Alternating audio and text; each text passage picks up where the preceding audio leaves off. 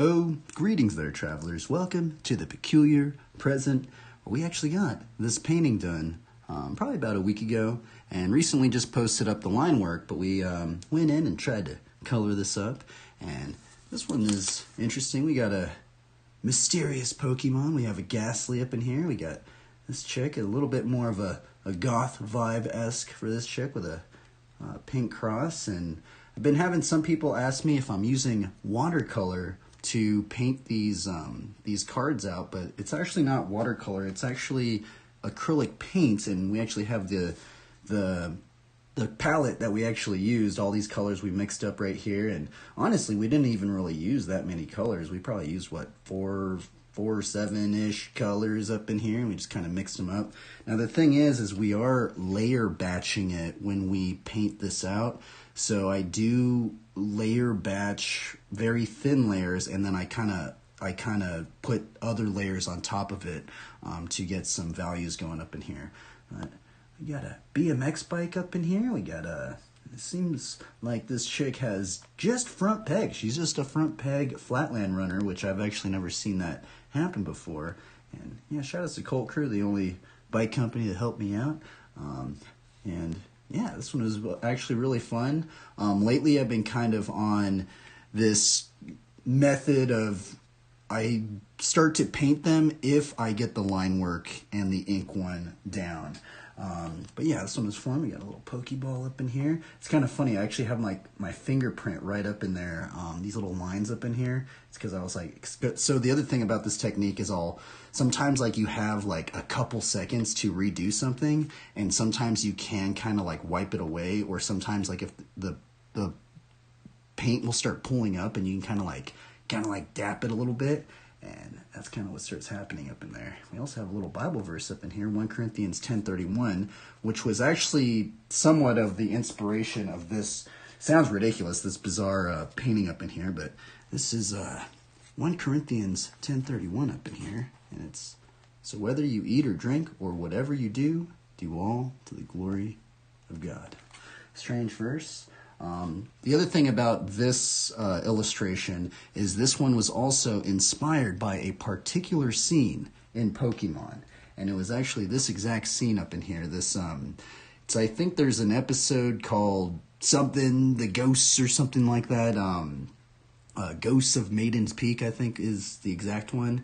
And what's weird is this is the only episode of Pokemon where they actually have a cross, and this is Misty up in here, and she has a cross, and I kind of wanted to do a bit of a homage of the first cross that was shown in Pokemon with Ghastly, which is kind of ironic because it was like a ghost episode and stuff like that. And this also leads into the segue of what we're about to get into, where we can shout some BMX riders out. Now today we're going to go into some clips that I have somewhat been fascinated with, inspired, fascinated, tried to learn, and you guys have probably seen it on these ridiculous highlights that I upload of the Pinky Squeak fire. Some people call them fire whips, some people call them multiple fire hydrants, multiple tail whips. There's many different ways to do this trick. And yeah, so we're going to shout some riders out right now. All right, let's observe some clips up in here. Now the first one is from Jason Kale, and this one is a mysterious one because this is actually the reason why I picked it. It says, Flatland BMX, Holy Ghost, and the Pinky Squeak. Not really sure why he put Holy Ghost in there, but found it kind of ironic and kind of mysterious up in here.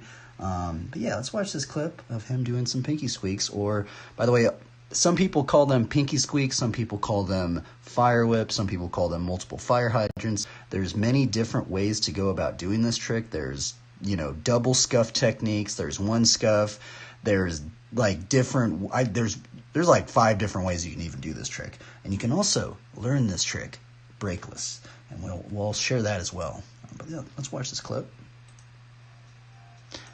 Now, what's cool about the Pinky Squeak is that it seems like such a good trick to combo into other tricks, or you can do other tricks and combo into that one and go out of it. But yeah, this guy's doing a multi-whiplash into a pinky squeak up in there.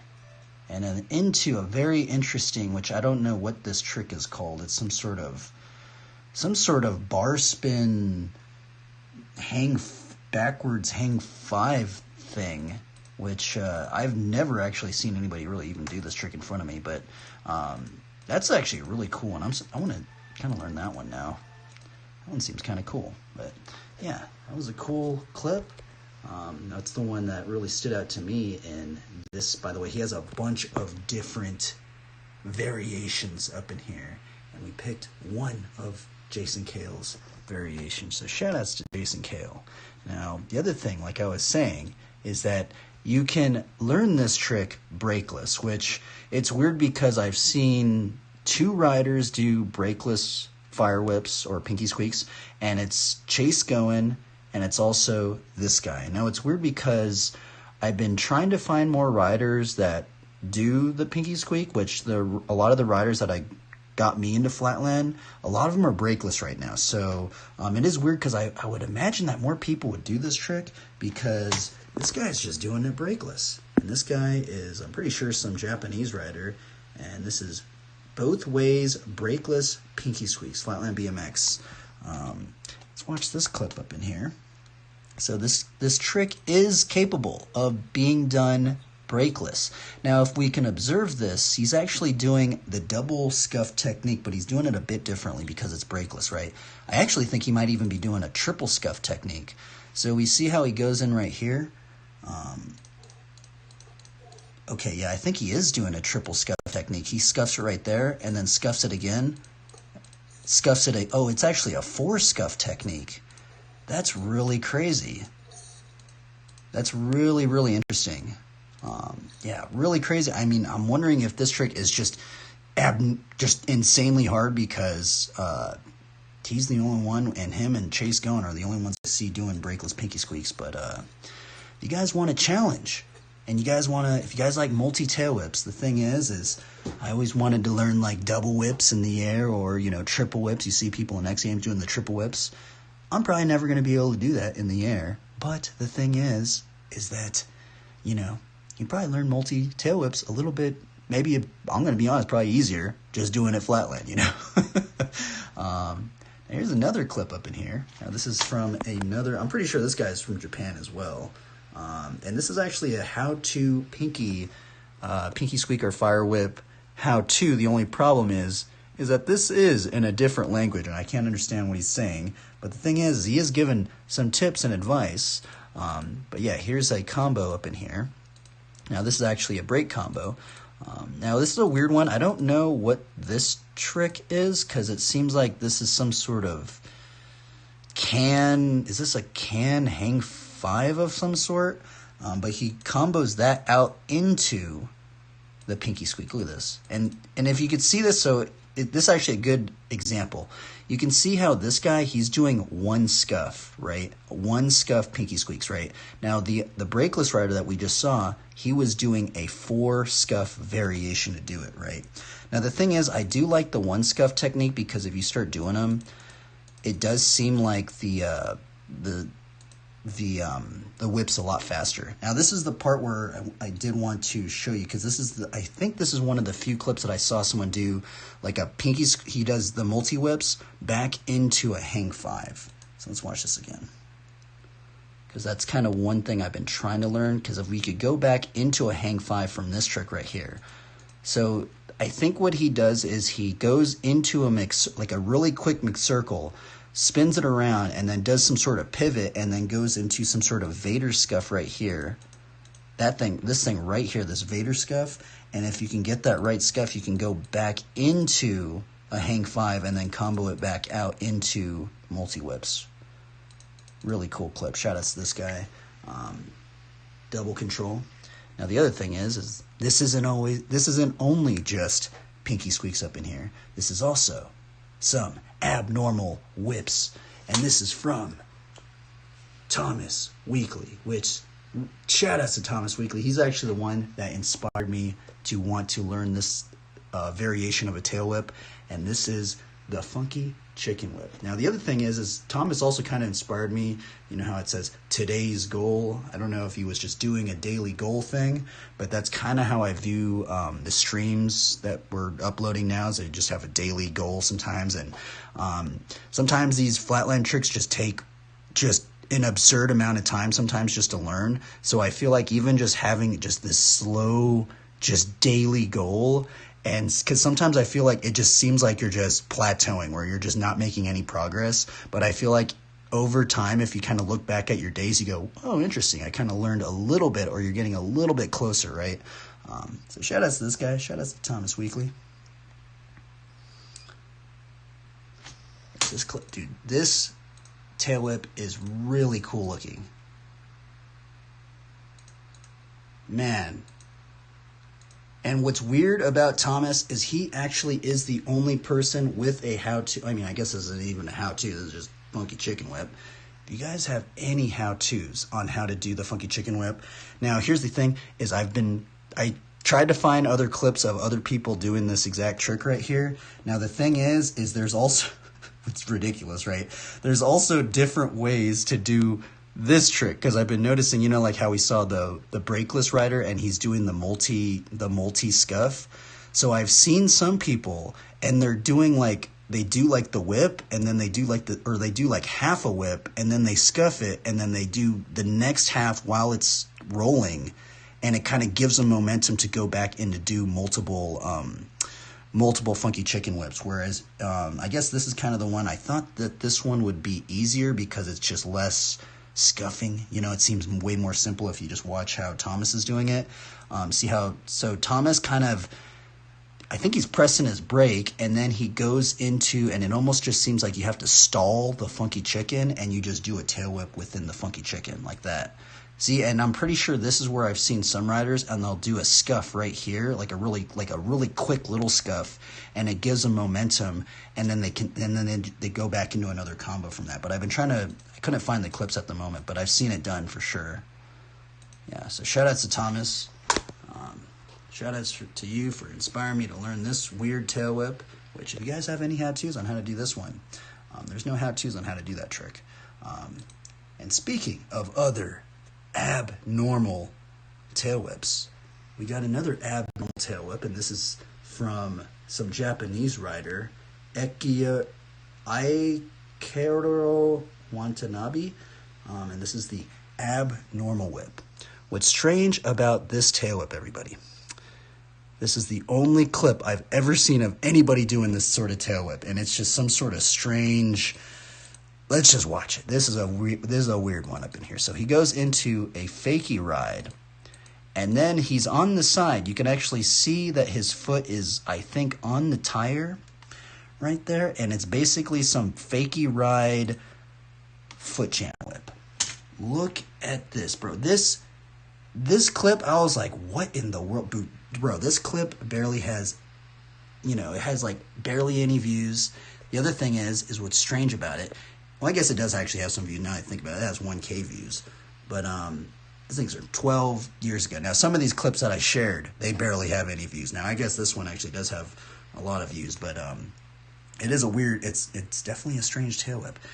But when I found this one, I was like, what in the world? This was like finding some sort of like shiny Pokemon up in there, because I was like, what? I didn't even know that this tail whip even existed. So let's watch this one. Yeah, what a cool tail whip. Well, let's watch this one again. Now, the thing is it's just so interesting. Like, it trips me out, man, that there's just so many tricks in Flatland where it's just like, it kind of feels like you find some sort of rare Pokemon. It sounds cheesy, but like sometimes I'm like, what in the world? I didn't even know that was even, you could even do that on a bike, right?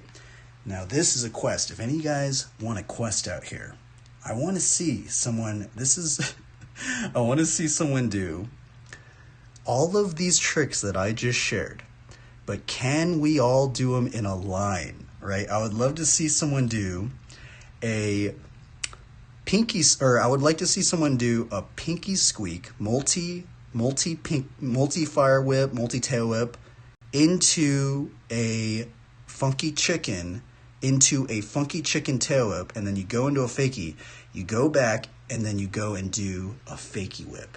So that'd be kind of cool. It'd be cool to see someone do like all of the weird tail whip variations in a single line. So if you guys want a challenging quest, that could be a quest for you guys. But yeah, shout out to this guy. Shout out to, I mean, maybe he's not the first one to do this one, but I mean, he just called it the abnormal whip. But yeah, anyway, everybody, enough of me just rambling. Flatland's super interesting. It's weird because when I got into Flatland, I actually thought it would be much more popular, I guess, in some degree, because I was watching, you know, the guys that got me into Flatland were from Long Beach, right? And I didn't really understand that the Long Beach scene has a pretty deep history within the Flatland community, right? And that's actually where I met isn't it ridiculous that that's actually where I met my first Flatlanders? It actually took me moving all the way out to Long Beach to finally meet my first Flatlanders, because the state that I was in, there wasn't really any, or I've never met any, or I guess they wouldn't go to the skate parks and stuff like that, right? But yeah, I was kind of so used to watching, you know, like Dave Smith and these old 80s videos from like Perry Mervar and stuff, and if you see them, they're just littered with other Flatland riders and stuff like this. But as I started to get deeper into the mysteries of Flatland, I started realizing like, wow, there's really not that many Flatlanders, especially in the state that I'm in. There's only like 2 other riders that kind of dabble with it a bit, you know. But anyway, everybody, hopefully we can continue to inspire people to want to learn Flatland. The other thing I will mention as well, I do remember that there was a post on the global flat forums, which I wish the global flat forums was still there. I wasn't able to peruse all of the hundreds and hundreds and hundreds and hundreds of pages of just Flatland lore that they had on that site. But I do remember that there was some posts of some flat riders talking, and it was a pretty big discussion, I'm pretty sure, about like how the brakeless stuff kind of made certain beginner Flatland tricks harder to learn. I don't know how true that is. I'm not entirely sure, because I kind of have always just been about brakes and stuff like this.